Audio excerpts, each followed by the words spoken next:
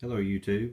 I have a 1978 Corvette with a 350 and I am going to install the Fitech Go EFI electronic fuel injection. Very neat system. I've done a lot of research on it before I made the decision to buy it. It has the ECU is basically made into the system, so there's no separate box to bolt on the firewall and another wire harness to run. You get a lot of good instructions with it. It's all color coded. It comes with a temperature sensor. You've got a oxygen sensor you have to put in the exhaust pipe. It comes with these flanges and clamps to keep you from having to weld it. They say it works good. I'm going to try it. If it doesn't work, I'll end up welding it. You get various adapter gaskets. And you also get the handheld controller, which is right here. It's got a little suction cup that hooks on your windshield, and this comes with a USB. You can actually hook it to your computer and do logs on the performance of it. It's a self-learning system, so once you hook it up, you basically put in your cubic inches, your thermostat temperature, your tachometer. You hook it up, put it about 200 RPMs above your red line. And for the fuel supply, I chose the fuel command center, which is this monster here. And basically what it is, your carbureted fuel pump goes in here, and then from here to the system is the 58 psi injection pressure you need. There's basically a high pressure pump in this thing. You've got gauges here that tell both of them, so if you have an issue you'll know which one. You've got positive and negatives here, hook power to it. Get around there. And you've got a vent that must be vented back to the gas tank. Some people, and then you also got a vacuum line that's got to go back to the manifold. But back to the vent to the gas tank, I've heard some people say, oh, you can just run, it's not a return line, it's just a vent. You have to, some people said, oh, I'll just run it up into my, behind the wheel or quarter panel or something. But if you look in the instructions, there is a whole red paragraph about not doing that. So very important, I assume, that you've got to run that back to the tank. So in looking at the motor, I wasn't really sure where I was going to put the command center. I've done a lot of, pulled up the specs on it. I looked at the dimensions. I really couldn't tell where to put it till I actually got it in my hand, and I thought I was going to put it right over here because I don't have AC on the car, so I thought that's a perfect spot. But I don't have room between the A arm and the hood. Basically, when the arm comes up, it's going to shove it into the hood and cause you a bad day. So I got to looking around, and I think I found a really good spot to put it. Let me turn my light around.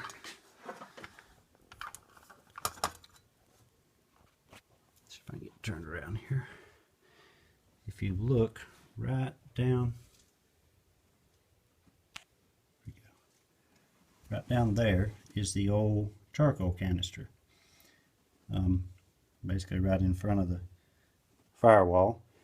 And I think it's a really good spot because for the module to work, you must run a negative from here to the frame, and lo and behold, there is a wire down there right beside it for that, so that'll work great. And you must run a vent back to the gas tank to vent the pressure back. So there is a line down there on top of the charcoal canister that goes back to the tank. So I think that's a perfect spot for it. So you get a lot of different of the 06AN connectors with this command center, various elbows, and you get 5 feet of high pressure line. You get a high pressure filter for it, some mounting hardware, and then you also get these brackets. Basically you got a bolt to the firewall or their quarter panel, and then the command center sits in that. So kind of excited about doing this. I really learned a lot off watching YouTube, so I thought I'd do this video and maybe help somebody, show them what to do or what not to do. So let's get started on this. Okay, I got the charcoal canister off the car. There was this piece here I had to remove off the bottom to get access to it. It had 3 bolts in it, and one of them was actually behind this piece of trim. It goes down the side of the car, so I had to loosen it to get to it. And there was 2 bolts that held the canister itself behind the wheel. There's one there and one there. So once I took those loose, it just dropped right out. And I got a little creative once I got it out. This is the bracket that was holding the canister. It was the canister is bigger than the command center bottom. So what I did was basically just bent the ring smaller and drilled a hole right here to run the bolt through, so it will go around my command center. I went ahead and hooked up all my lines to the command center and just run them along, because it'd be a little difficult to do once you get it put in place. But I will just take this bracket and slide on right there. Put a piece of foam around it so it wouldn't vibrate too much, and I should be able to use the same holes where the canister was. So I think that's going to work best. Okay, the command center is installed. I had to move the reservoir for the washer fluid out of the way, make it a little easier to work on, so I got to stick that back in there. I've got the vent line run from the top of the command center to the old return vent line to the tank that was on the charcoal canister. The vacuum line that is on top of the command center apparently needs to be left open if you use it with one of these. The only reason you need to hook that up according to instructions is if you're running like a turbocharger or something. So I guess I'll leave that open. Here is my high pressure line coming from the command center, going to the ECU. There's my filter, turns and goes right up. This line is the supply line to the command center from the stock fuel pump. Now right here I had to put in a 45 to turn that down on the supplied elbows, because my air cleaner bottom would not fit on there. It would hit that. So even if I turned it around like that, it would still hit and wouldn't sit down straight. So no problem on that. Same here, had a little issue with a vacuum hose here. This one goes down to the transmission. I just got to get a piece and had to move that back some. Now this threaded rod that was on the old Holly I had, it's too small for this ECU, so I've got to get a bigger one there. It's the only issue I run into so far. I took these brackets off the old Holly for the throttle and the transmission. They bolted on, no problem. Right over here, I took a plug out of the intake for the temperature sensor.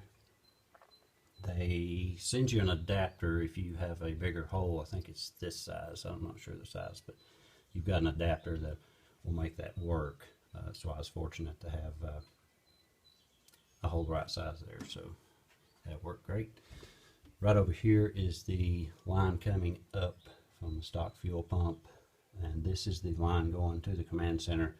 I've got to put a filter right here, so I hope I can do away with this contraption I made.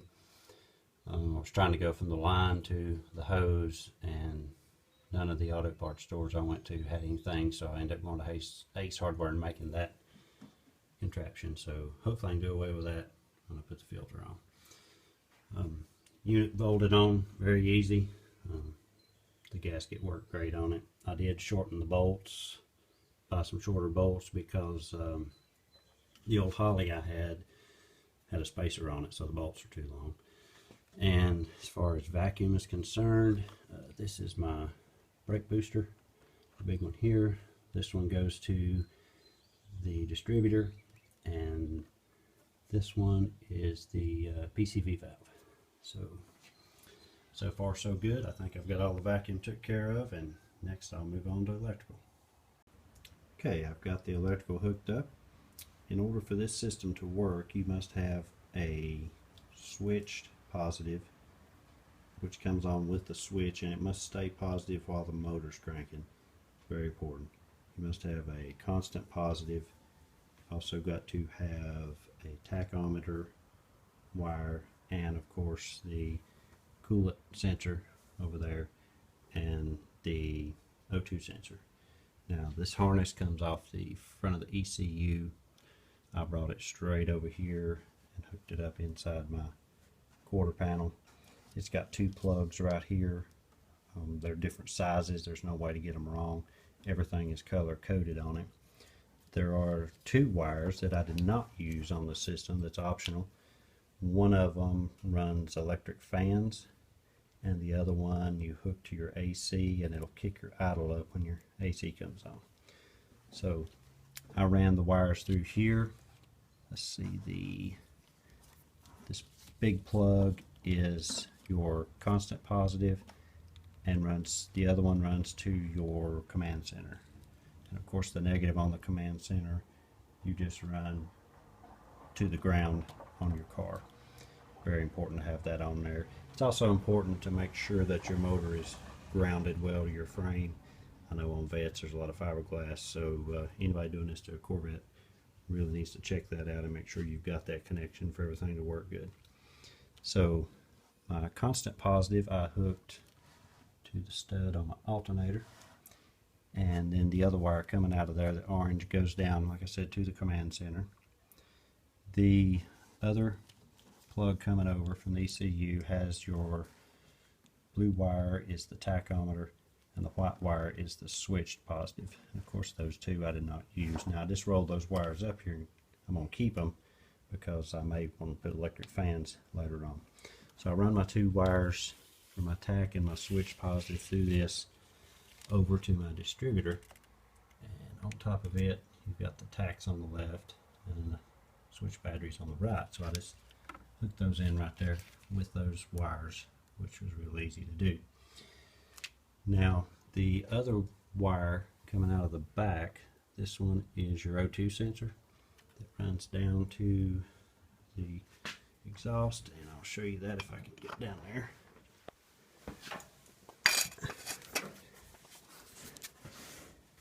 It's right there. One important thing about the O2 sensor, when you put it in, you have to drill a 7/8 of an inch hole. It must be on a minimum of a 10-degree angle, so actually your sensor sits in there pointed down, so any moisture that collects up on it will drip off and not cause a false reading. Clamps seem to work well. They seem to hold good. Once I tighten them down, the O2 sensor didn't move. I was able to actually crank it on down into the little bracket that holds it on once I got it clamped down. So I think that's going to work pretty good.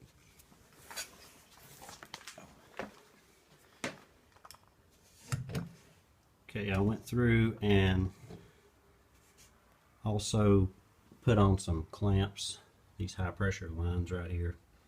Try and get in on that where it hooks on. Those high pressure lines that come off here and actually are on each side of your filter. There's one. And then down on the command center. They're a little difficult to get on. The instructions make it a little easier. They say that basically you put WD-40 inside the line and push it on, and it's actually the end of the fitting. The line goes up in right there, so it's not supposed to be able to come out. It's also got a protective I guess reinforced coating of the outside of it. Very important not to damage it while you're pushing those on, because they could blow out. I went ahead and put clamps on them anyway because I'm erring on the side of caution on that. So I got all that hooked up. I didn't have much luck with my connections on my fuel pump over here. I had to make it look a little hideous right now. I've got the right connectors ordered to make that look better. So wiring was real easy. There's a really good diagram and instructions that show you everything.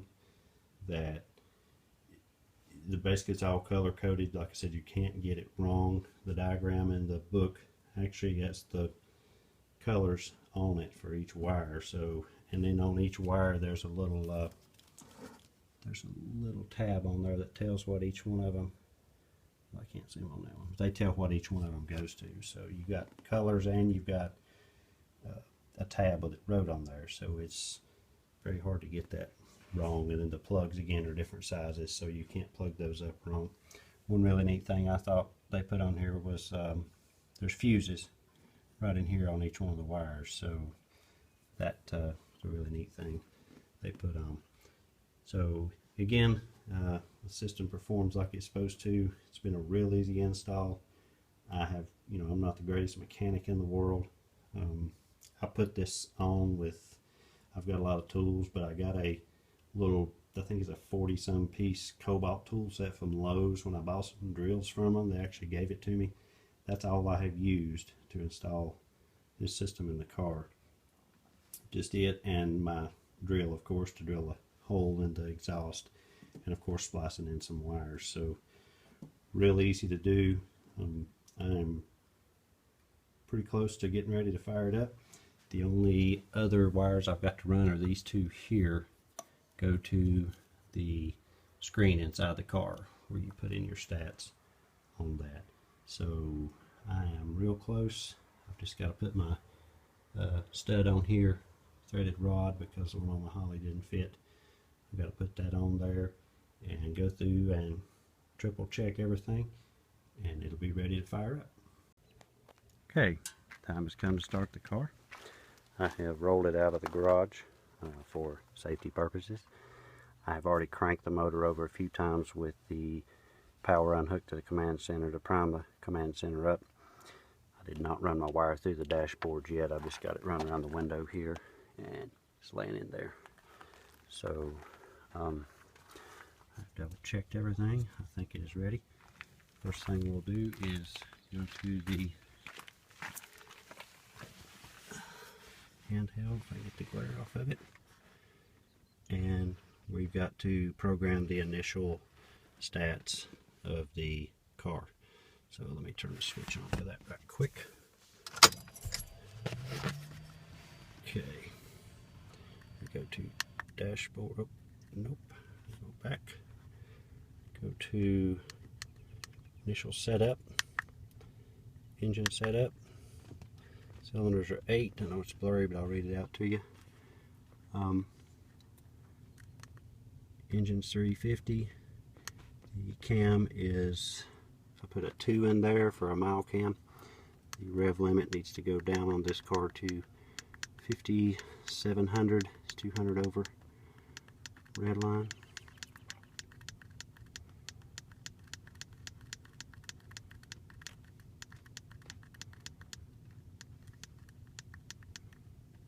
Okay, the idle speed warm is basically what your car is going to idle at once your car is 150 degrees or higher. I'm going to leave that there. The pump PWM is basically what that does is controls the amount of pressure the pump in the command center puts out to the car. It lowers the demand when it's idling. That's supposed to be set at 40 if you're using the command center. So let me take that down to 40, and then you mash the button in.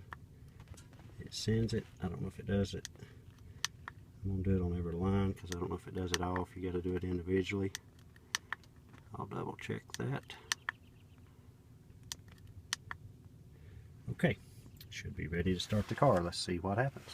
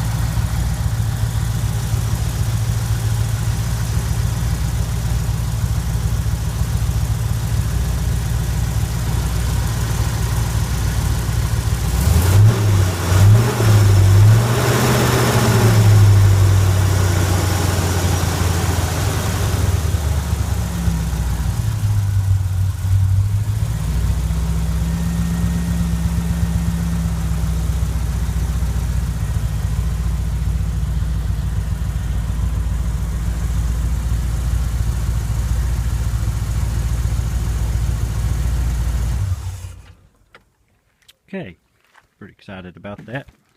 Took me just a second to get my phone focused in on the stats on the dashboard. Sorry about that. Seems like it's going to work great. I meant to show you with my infrared temperature gun that the motor was cold when I cranked it, so I got that out real quick and shot that as it started.